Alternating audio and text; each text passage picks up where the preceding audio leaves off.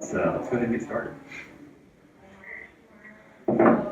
Thanks to all of y'all for being here again today.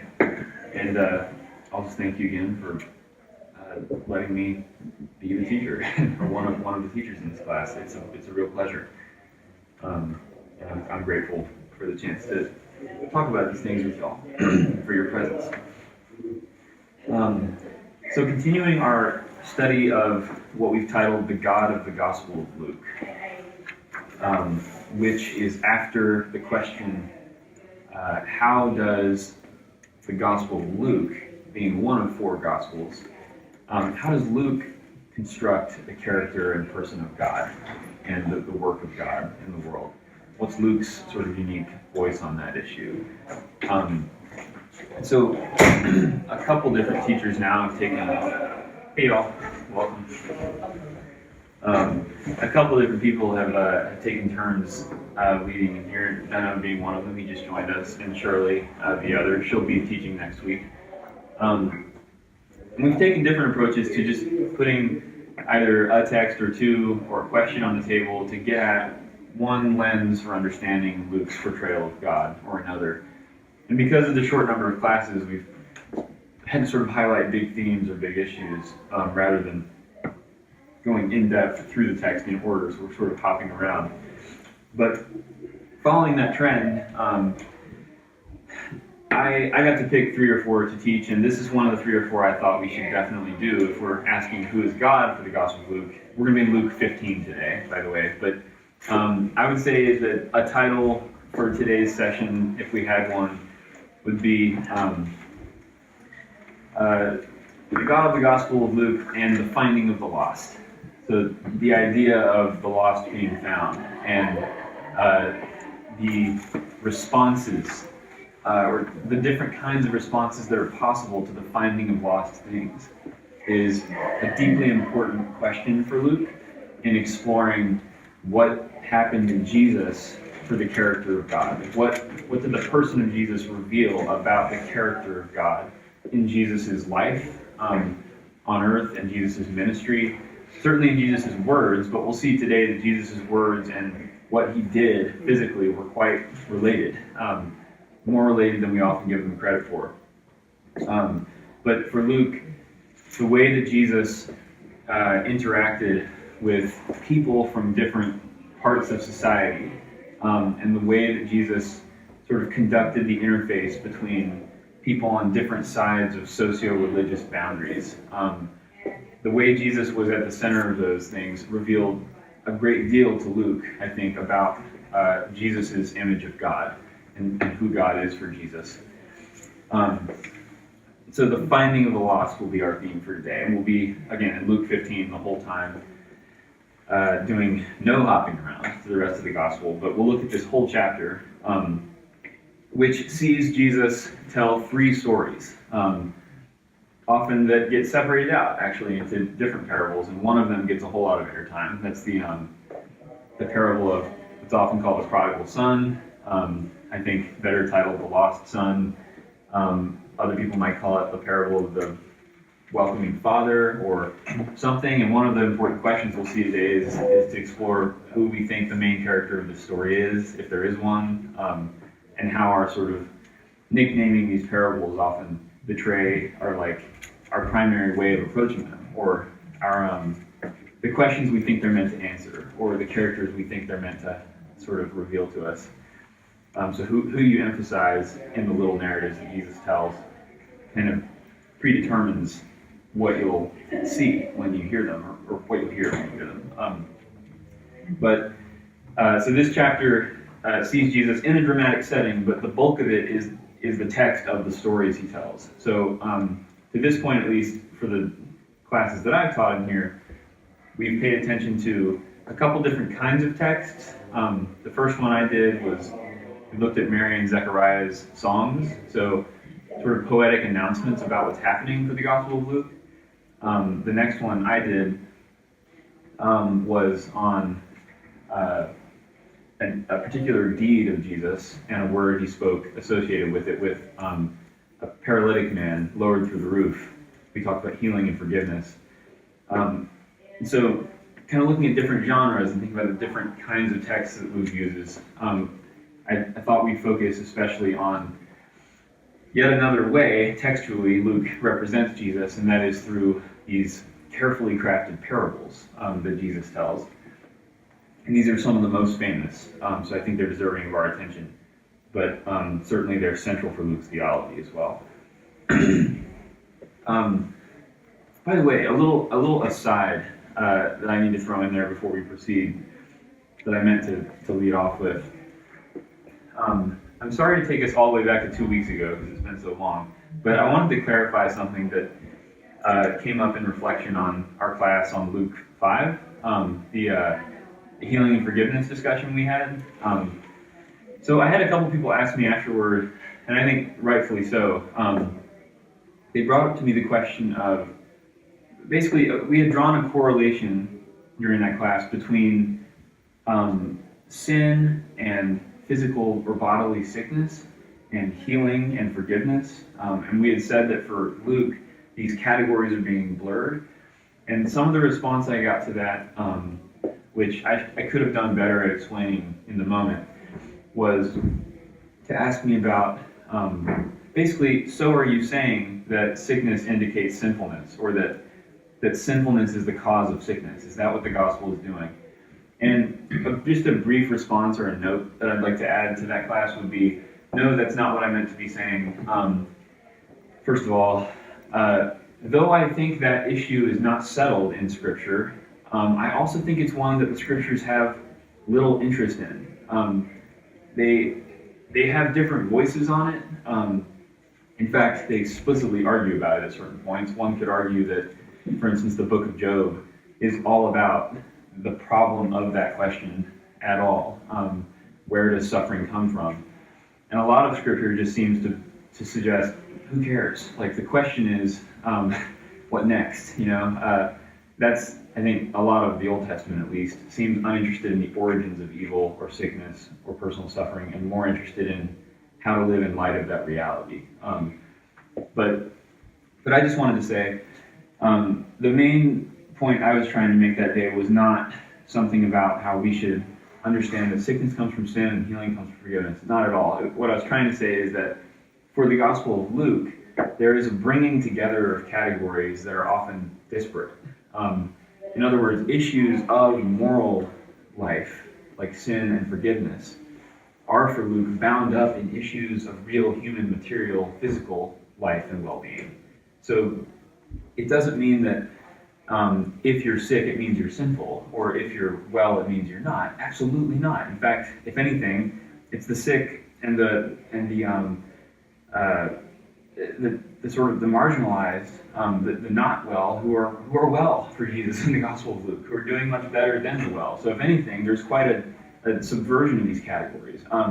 But that issue aside, all I was trying to say is that for Luke, Luke is speaking about a society that has drawn a distinction between being concerned with spiritual matters over here, like morality and Torah following or whatever, and the physical realities of the day. And Jesus is trying to bring those issues together in a way that confuses religious officials who are only concerned with one, and is good news for people who feel totally left out of the moral conversation, and yet whose lives are mostly concerned with physical material realities of well-being, like sickness. Jesus announces to them, these are the issues in which God is interested. The issues of your body, of your lives and your food and your children. And by making an announcement about forgiveness of sins over one whose body is suffering, Jesus is breaking down these categories. That was my point. So I certainly didn't mean to imply anything about origins in terms of like whether sin leads to suffering, or that's not what we were doing. Just paying attention to how that text kind of blends those categories for what Luke is saying about God. Does that make sense for now? Yes. Okay. With that, let's proceed to today's subject matter. And that was also for those listening over there on TV. Because there are some who aren't here who ask those questions, who I think might follow up and watch this. So, Luke 15. Sorry, let me get my notes straightened out.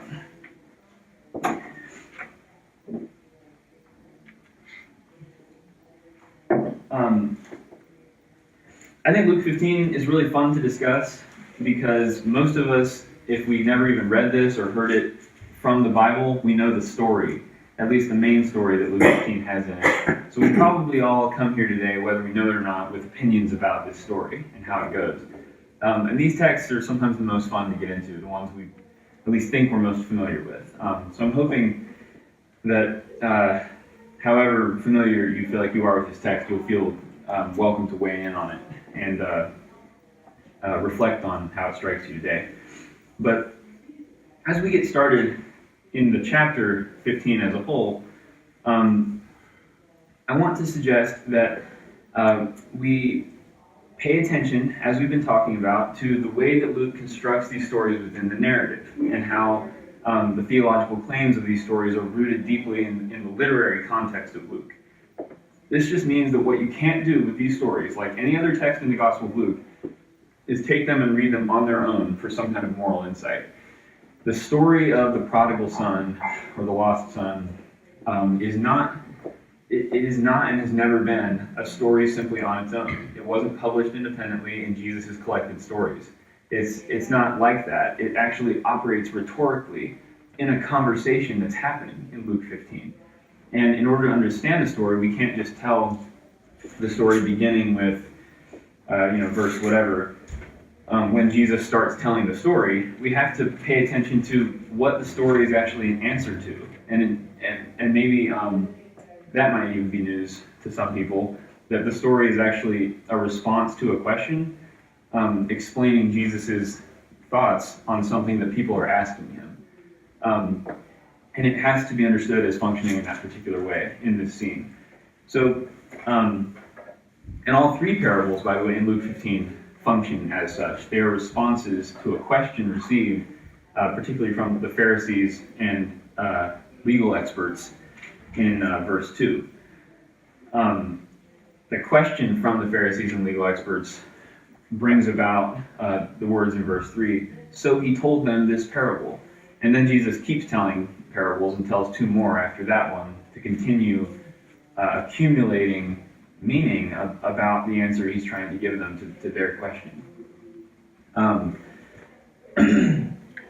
So, I guess before proceeding, let's actually read 15:1 through 2, and I'll read this part, and then I'll ask for 3 volunteers to read the stories when we get to them. But let's just read 1 through 2. So, now all the tax collectors and sinners were coming near to listen to him. And the Pharisees and the scribes were grumbling and saying, "This fellow welcomes sinners and eats with them." So this is the narrative prompt. This is the scene we find ourselves in for these stories. We have the main characters all constructed at the outset. The tax collectors and the sinners are an image of coming near to Jesus. That's how they're constructed. That's their primary action in this scene. The people who are outcast or marginalized of society, and indeed wicked, constructed as people who are sinners and who are described in their sort of socio-religious status. They're people who are morally problematic and bound up in morally problematic behavior. But they are constructed, their verb is that they're drawing near. They're coming near to listen to Jesus, a posture of teachability, you might imagine, or a posture of curiosity, of wonder or interest at all. What we might call, in the case of sinners, a repentant posture. One that is interested in words that certainly expose their sinful status. That's repentance, to be interested in such words, Jesus's. But the Pharisees and the scribes in verse 2, their primary action is to grumble and to notice. I call it a question. It's really a prompt. To say in the scene, "This fellow welcomes sinners and eats with them." So their observation is about Jesus welcoming sinners, but particularly at a table and around food, to eat with them. So before we proceed, take note of that scene set. But let's also just make a couple notes about sort of what the major themes of this chapter are flowing out of that opening. So first of all, for these stories, what Jesus is going to do, primarily two things I think are happening with these stories. First of all, Jesus is attempting to sort of defend or describe his ministry and his actions, namely eating with sinners and tax collectors, as an outworking of God's own purpose. So Jesus is trying to say, what I'm doing is what God is doing. It's a mirror image of what God is up to. That's the first thing. Secondly, Jesus is going to give an invitation through these stories to his interlocutors, the Pharisees and scribes, to join the meal. Effectively, these stories will function to respond to what the Pharisees and scribes have said, but it will be a full response plus invitation, and it will leave an open question about what they'll do next. What we learn through these stories, I think mainly, that in the divine economy, in God's economy, the repentance of sinners, that is the finding or the return of the lost, and I like return better than finding for the sinners themselves, emphasizing there's a repentant attitude and a return that's happening in this text. But the return of the lost is grounds for celebration in the heavenly realm for God. The parables then are then deeply theological in that they highlight a particular statement about God. And in response to the prompt for the whole class, then, today's sort of statement about who God is for Luke would be that God celebrates the finding of the lost. God is excited and glad about repentant and returning lost people. End of sentence. God is only glad about that. And as we talked about earlier, we're going to contrast that then with other responses to the finding of the lost. But that's Jesus' statement about how God responds to finding lost things.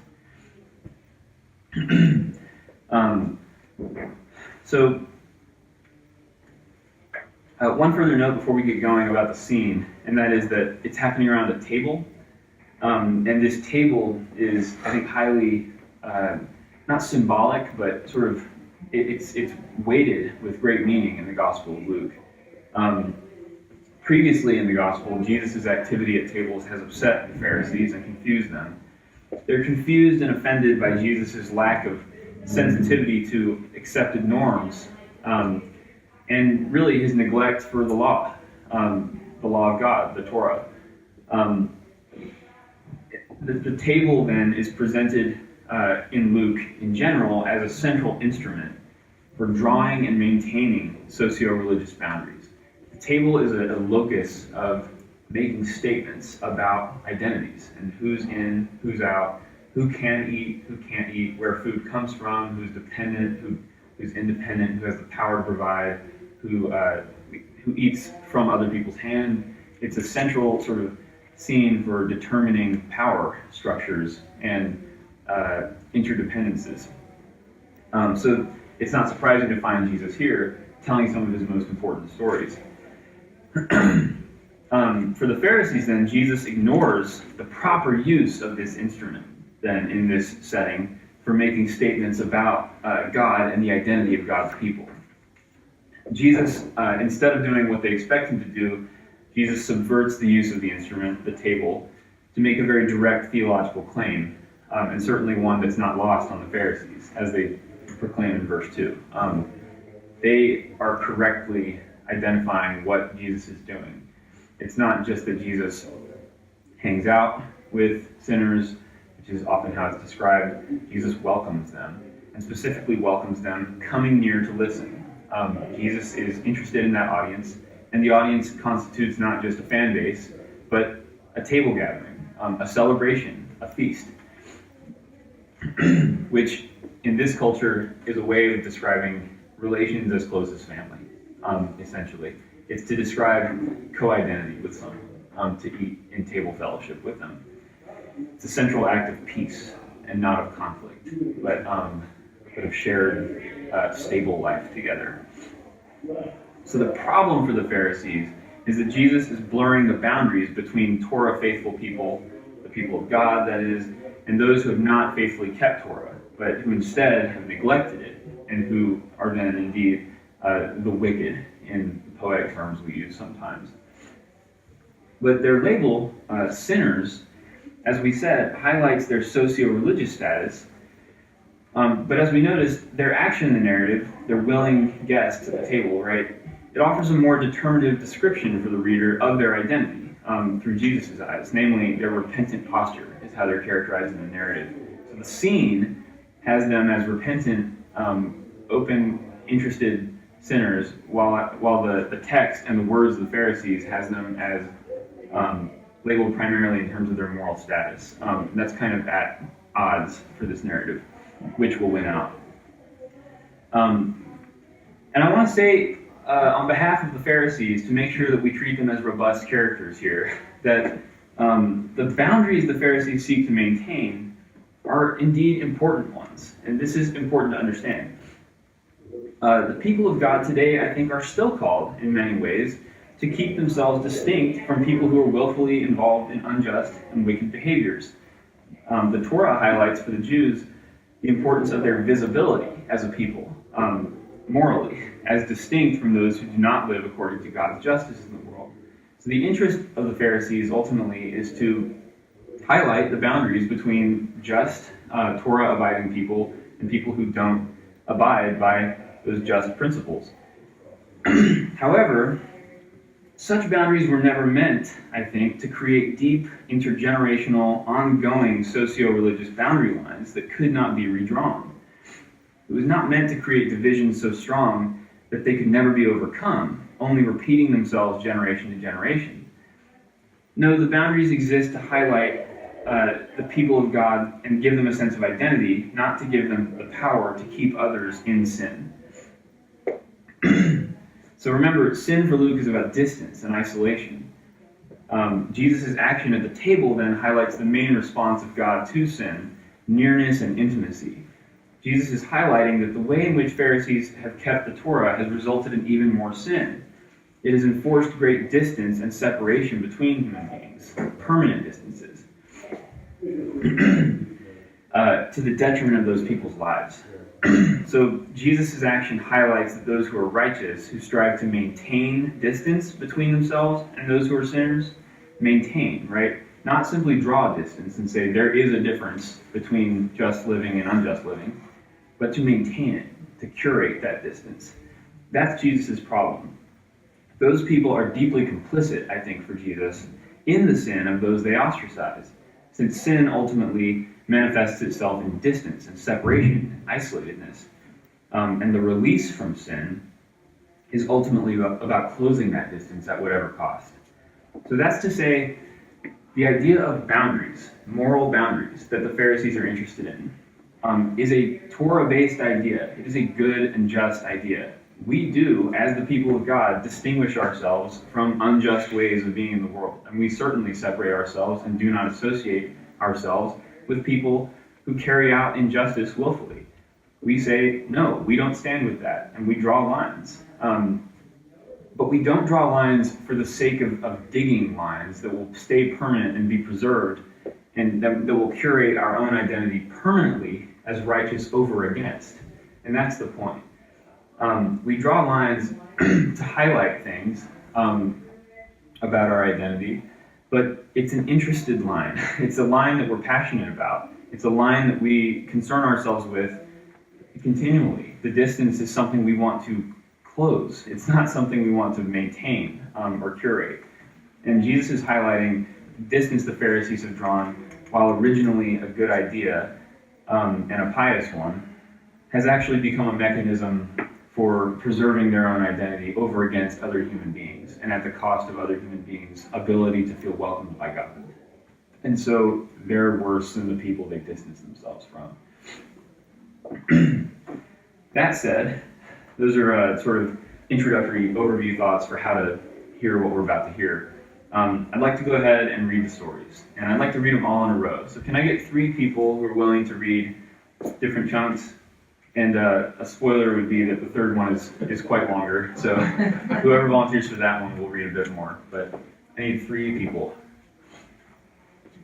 I'll read the first one. 1.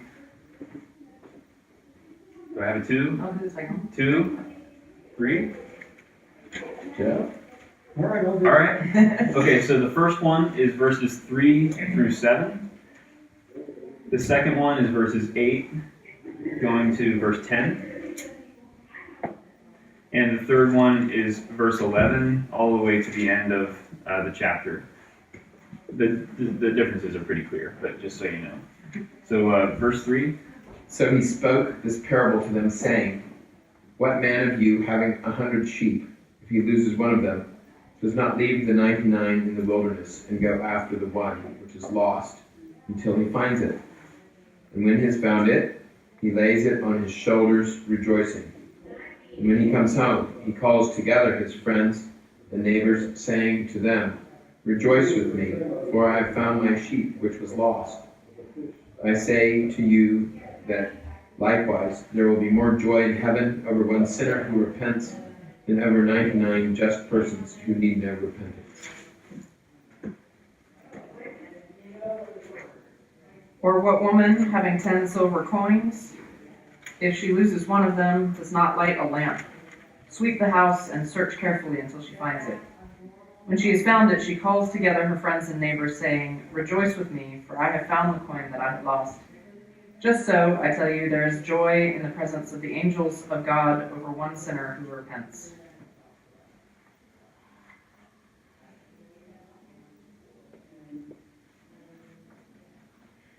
Then Jesus said, There was a man who had 2 sons. The younger of them said to the father, Father, give me the share of property that will belong to me. So he divided his property between them. A few days later, the younger son gathered all he had and traveled to a distant country. And there he squandered his property in dissolute living. When he had spent everything, a severe famine took place throughout the country, and he began to be in need. So he went and hired himself out to one of the citizens of that country, who sent him into his fields to feed the pigs. He would gladly have filled himself with the pods that the pigs were eating, and no one gave him anything. But when he came to himself, he said, How many of my father's hired hands have bread enough to spare? But here I am dying of hunger. I will get up and go to my father, and I will say to him, Father, I have sinned against heaven and before you. I am no longer worthy to be called your son. Treat me like one of your hired hands. So he set off and went to his father. But while he was still far off, his father saw him and was filled with compassion. He ran and put his arms around him and kissed him. Then the son said to him, Father, I have sinned against heaven and before you. I am no longer worthy to be called your son. But the father said to his slaves, Quickly, bring out a robe, the best one, and put it on him. Put a ring on his finger and sandals on his feet. And get the fatted calf and kill it. And let us eat and celebrate. For the son of mine was dead and is alive again. He was lost and is found. And they began to celebrate. Now this older son was in the field. And when he came and approached the house, he heard music and dancing. He called one of the slaves and asked what was going on. He replied, Your brother has come home, and your father has killed the fatted calf because he has got him back safe and sound. Then he became angry and refused to go in. His father came out and began to plead with him. But he answered his father, Listen, for all these years I have been working like a slave for you. I have never disobeyed your command. Yet you have never given me a young goat that I might celebrate with my friends.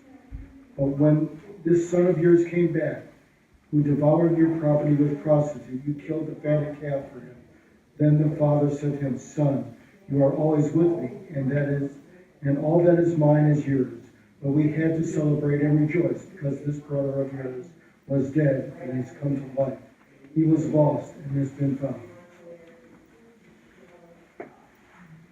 Thanks, y'all. Good reading.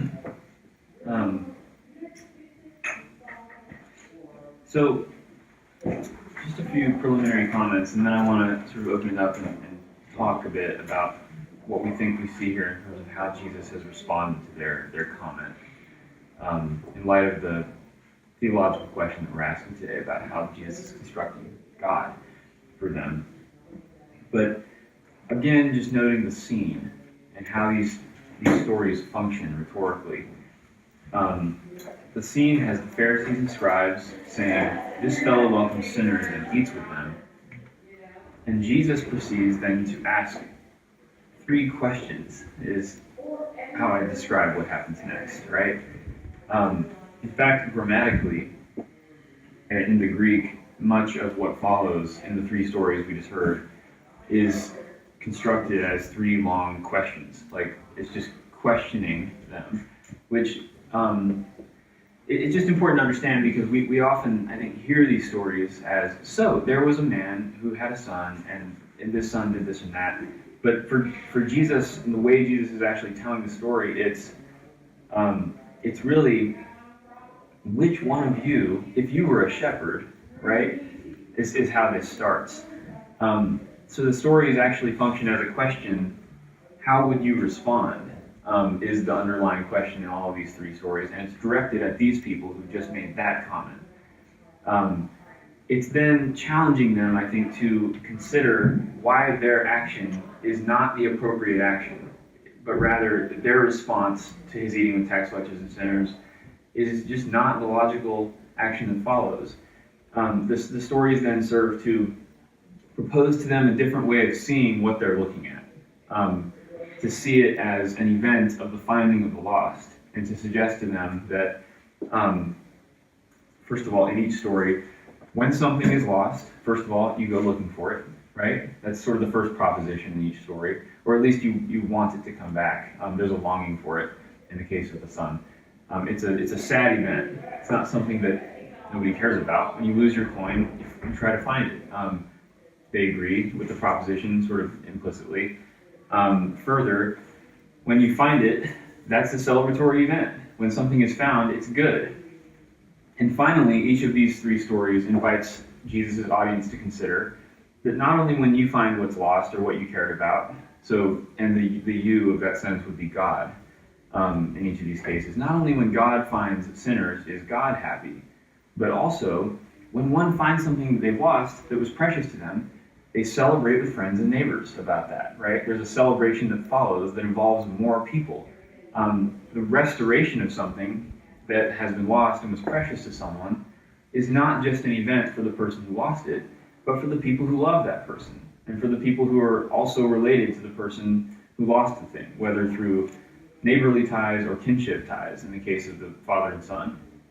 So the farthest implication of each story that they carry in common is to build this rhythm as it goes on telling these stories, to build to this moment where Jesus has rhetorically said, who wouldn't celebrate with their friend or their father upon the finding of that person's precious lost thing or person? Wouldn't you say that's an occasion for celebration? That's the ultimate sort of question that Jesus asks through these narratives.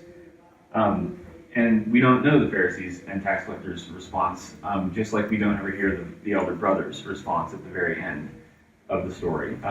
The proposition is left. There's an invitation, and we're sort of left to ponder that invitation. But I just wanted to get out there before we considered the contents of the stories, just how critical it is, I think, to always interpret them as interrogations of a different proposition by a critical audience of Jesus. And they're meant to put them back on their heels and get them to recognize a situation that they couldn't recognize before as something different than what they thought it was. Let's see. What did I want? I want to say anything else before that. Okay, yeah, so that's basically, those are the thoughts I wanted to make sure I put on the table before we discussed the stories. But I guess one further point about the stories and how they flow before we open up to discussing what they mean and how they strike us. The stories are noticeably different in size and intensity, right? The first story is of a shepherd who's lost a sheep. The second story, a woman, an impoverished woman, certainly, who's lost one of her valuable coins. But then a much longer story, a much more developed narrative about a father who's lost one of only two sons. So the stakes go higher each time in terms of how valuable the thing that was lost was, and just how great a thing it is to find it again. But a note about another thing that changes to the third story from the others. The third story concerns and is constructed primarily in terms of kinship relations. Identity shifts for human beings take place in the third story. So it's much more explicit than lost and found. There's more identities even than that in the third story. Just a brief summary of all the shifts that take place in the third story. The younger son first uses his kinship, his sonship, to capitalize on that relationship to get the money, right? To get the estate. That's the first sort of use of identity. But eventually this younger son attempts to reconfigure his relationship to his father in terms of a master-slave relationship. And I don't know if y'all caught that, but that's one of his realizations. And it's not quite repentance yet. It's really just a sort of coming to his senses about his situation. But there's a proposition, maybe I will try to go restore my relationship in terms of master and servant with my father, because there's a recognition of the dissolution of that first kinship relation. So that's the proposition. But upon arriving, as we all know, the father recognizes him immediately as a son, right? Not as a slave or a servant, but the reception of the son indicates the father's willingness to restore him to the highest possible status, to fully restore him. But while the elder brother stands by, we find out from the elder brother's comments that, ironically enough, the elder brother who's been at home, who hasn't done what the other son has done, the elder brother understands himself currently as a slave in relation to a master, not as a son. Rather, there's sort of an indication of how he's been treated. He attempts to reconfigure himself as a son. Treat me like a son is sort of the plea from the elder brother. And the father tells the elder son that he already does understand him as a son. And as such, the father invites the son then to celebrate with him and welcome his younger son as a brother. So while he recognizes the son as a son, the implication of being a son to the father is what bothers the elder brother. Father says, "You are my son," but that indicates, in kinship terms, that the son should also be excited of the finding of this lost son, who is the son's brother, not just the father's son, right? And so this invites a moment of reconsideration for the elder brother about which identity he wants to have more to the father.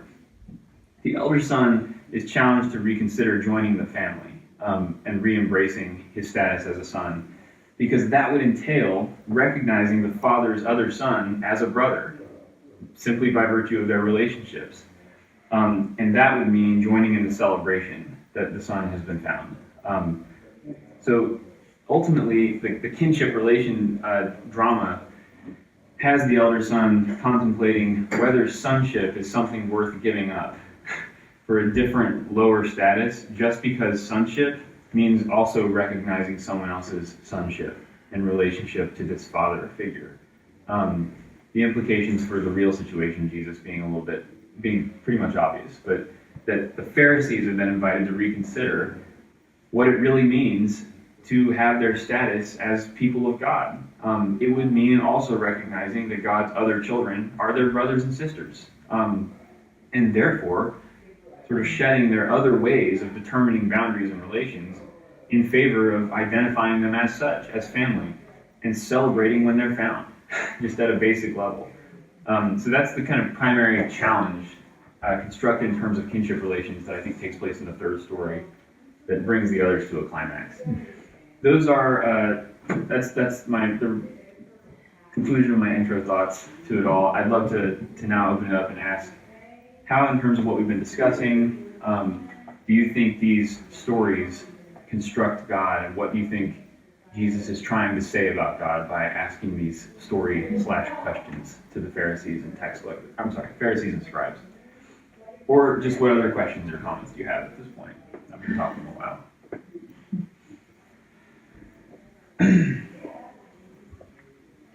Philemon. Yeah. It just occurred to me as you're talking about the reconfiguration of relationships, Yeah. that Paul writes this brilliant one-page letter about Onesimus, who's a slave, and writing to Philemon says, treat him as a brother. Right. You know, he's living out this parable, or maybe the parable was, constructed on Paul's, sort of radical reorientation, reconfiguration of relationship. And the other piece that is intriguing to me is that it requires a loss of property. So there's these other parables, and so maybe that's a subversive something in the other parables. There's this sense of a loss of wealth, or that's I don't know. There's something weird about that, and something strange and intriguing about that. That for the father to treat the son as a son, and not a slave, is a depreciation of his net worth. Yes. Yeah. But look what I've, Right. the trade-off, I guess. Right. I don't know, it's just fascinating that the whole notion of reconfiguration of the relationship Yeah. and the accounting of that. Absolutely. It's interesting. And one thing I'd like to throw in there in response to that, just another question to set out there for any who'd like to take a whack at it, but you don't have to, would be, for me, the most challenging, maybe most pressing or important question to ask ourselves as hearers of this text, is to avoid thinking that we already know why this text makes sense. And we should always do this with the parables. To avoid thinking that we would be on the side of the people who think Jesus' stories are just like, oh yeah, we're with you, Jesus. That makes sense. We have to get ourselves to a place where the stories are scary, because they are deliberately constructed as such. They're meant to make us wonder how it could be possible that Jesus is making the implications he is. So the question I put to us, which is hard work, and we might not even come to an answer, but why would the elder son come up with a good reason, argue in favor of the elder son's approach? Why would the elder son have a hard time welcoming the younger son? What is hard about that? These cannot be shallow characters if we're going to read these texts well. What is actually hard? And we can't say, well, pride, and we all have that, or something that just easily makes him dismissible and detestable. What do we see in ourselves in the elder son, and what is legitimately hard to let go of for the elder son in that moment, or for the people who aren't celebrating what Jesus is doing? I mean, what's the concern? So again, take or leave that question, or comment on and question other things, but I think that's important. It's kind of a bit of a riff on what I was thinking about, was that part of the passage talking about the elder son is somewhat of a reflection of what, or gives voice to what the Pharisees might be thinking, and that we followed all these laws, we do all these things, and Jesus it is actually a very hard road to do all of these things. And on the alternative thing, we're not necessarily seeing it right now. Of course, they are actually very powerful people in general, and so is probably the elder son. At some level, he probably does. He's not a slave. He may be working very hard. He probably is working very hard, but he's probably not living the life of a servant or slave. He probably lives in his father's tent, or not in the tent, but next to the tent, and has much finery and those sorts of things. And that may be an element where Jesus is trying to teach them, and to draw that distinction. But and then he brings them back, of course, with you've always been. But it actually brings a very human element. The story is saying, I understand why you would feel this way. Right. Yes. As I was listening to it, it seemed to me that all three segments was about possession. And back in them days, all you had is what you had. That was your possession. And in the chapter before, to lead it up to this, Jesus told them to be my disciple. You have to give away, give up everything. That's why the tax collectors and sinners were there, I think, because they had a lot of stuff. And now Jesus was telling them, you got to give up. So he was using the parables as an example. Your possessions, when you lose it, you're going to look for it and you're going to wait for it to come back. So when the son left, I thought that Jesus was knowing that his father was waiting and hoping that his son would come back. And when he did come back, he would rejoice. Just like when we lose friends and we'll rejoice, we'll be reconnect with our friends. So when we reconnect with our friends, we celebrate. We take them out to dinner or buy them a gift or something like that. Right. So the possessions we have, when we lose it, we were excited about getting it back. So when the son came back, the father was glad. Right. Yeah, thank you. Yeah. What other responses do y'all have? So it seems to, oh, come on. Well, I was kind of along the loss and accumulation of wealth. The sheep parable, the shepherd probably didn't own the sheep, right? That probably wasn't his own sheep. So he looked for it, found it, was restored. The woman had one coin. These are the material kind of possessions, but it was probably hers. Yeah. And then the father and son relationship was not a possession necessarily, but I think there's kind of those distinctions of celebration in finding things that may or may not belong to you, or what that means. And then the celebration in community, that restoration of abundance, is to be shared, right? And thinking to the things you've said about those, your sermon about opening your hand, right? That abundance comes, and whether it's in the form of a small thing that doesn't even really belong to you, but it's to be shared, or the small thing that does belong to you, Right. and that who wouldn't do that celebration? And just keying off that, the escalation of wealth in the story. If it's not your sheep, Right. so if the audience, if the scribes and Pharisees, the first part you might go, I don't know, one sheep, Right. 1%. Right. Yeah. 1% of the wealth, not too concerned about that. Yeah. With one coin of 10, you're like, oh, I don't know, that's Yeah. 10% of the Yeah. wealth. Yeah, I might sweep the house in my life. Right. When it's your son, it's like, oh, holy crap, suddenly we're at 50% of the estate. Yeah. And the estate goes out the door. Right. And all of a sudden you're kind of going, well, hold on a second. And suddenly you're reevaluating because the whole thing shifts. The one is, I'm going to find this lost coin and be wealthy again. The other one is, that, then it really kind of gets turned on its head in a way. And it's like, actually, if you welcome this guy back, you're not getting the 50% back. Right. Right. And the That older brother's material kind of is like, lost. now I've got to split 50 again. Yeah. If I welcome him back as an heir, do I have, so he's looking at his dad and going, do I have to give him half of my 50? So all of a sudden the stakes go way up. And it's like, hold on. That's an interesting, don't own anything, own a small amount, Yeah. and it's weird how it ricochets back at you in terms of loss of wealth.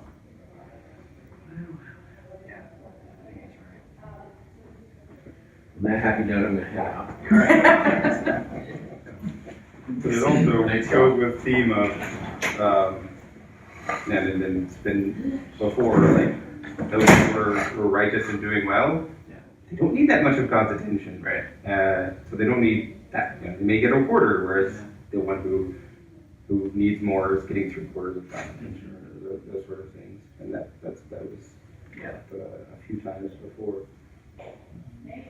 Yeah. These are wonderful thoughts. Thank you all for sharing. I think it's particularly useful to highlight the way these three stories fit together and pay attention to how they each accomplish something different, but as a whole they accumulate to the point of making a larger point possible.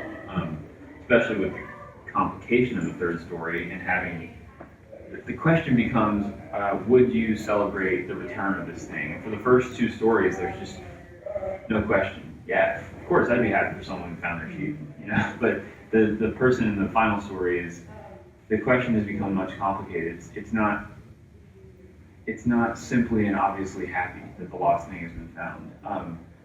It's a big problem for people who never were lost, or whatever. But that's why earlier I was highlighting at least a question that really stands out to me for this story, in attempting to understand why this story would have been provocative for very human people, who are also very pious people, which is a good thing. I'm a big proponent of not over caricaturing piety versus impiety as piety bad, impiety good. That's not good either. It's not good to take Jesus' parables and be like, yeah, sinners and tax collectors. No, we don't like sinners and tax collectors either. Sinners and tax collectors are the equivalent of murderers and people who extort and take advantage of powerless people. I mean, they are the worst, and they are the worst. Like, they are detestable. We would also detest them. They have squandered precious things for other people.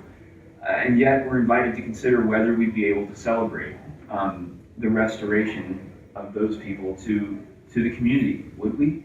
I mean, I think it's a good question. And for me, at least, just to put a sort of a guess out there at why it's, like, what's at stake, really, translated into our own categories. What's at stake in celebrating, in deciding to fully participate in that party? At least for me, I think one of the things that's at stake is the idea that our piety gives us a sort of permanent, secure belonging to something, rather than something else giving us that secure belonging to the family or whatever we consider ourselves to be a part of, whether it's the people of God or the church or our community or whatever. It's the idea that the way that we have been a good friend is what keeps us secure. The fact that we have done our part in our community, or that we haven't abused people, or that is the thing that gives us our sense of security.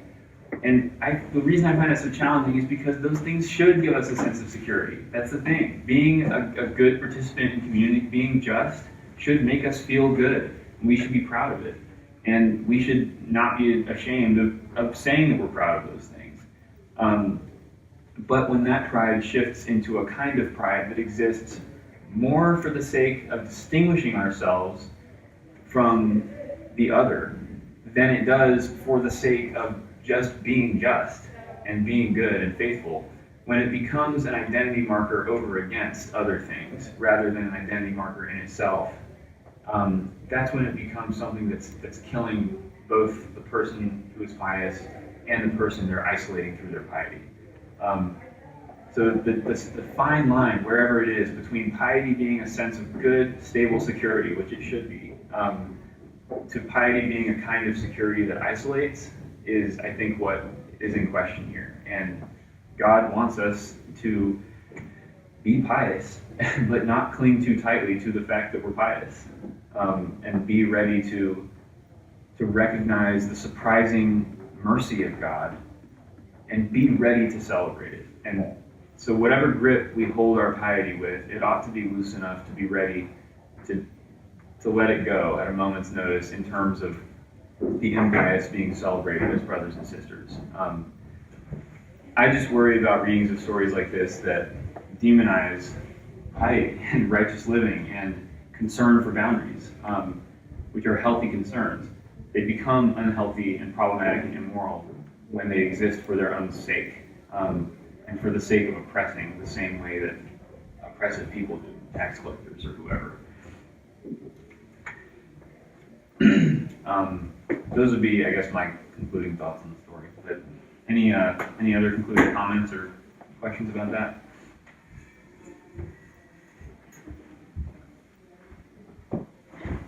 All right. Well, thank you all for your participation. Thank It's been a you. great discussion.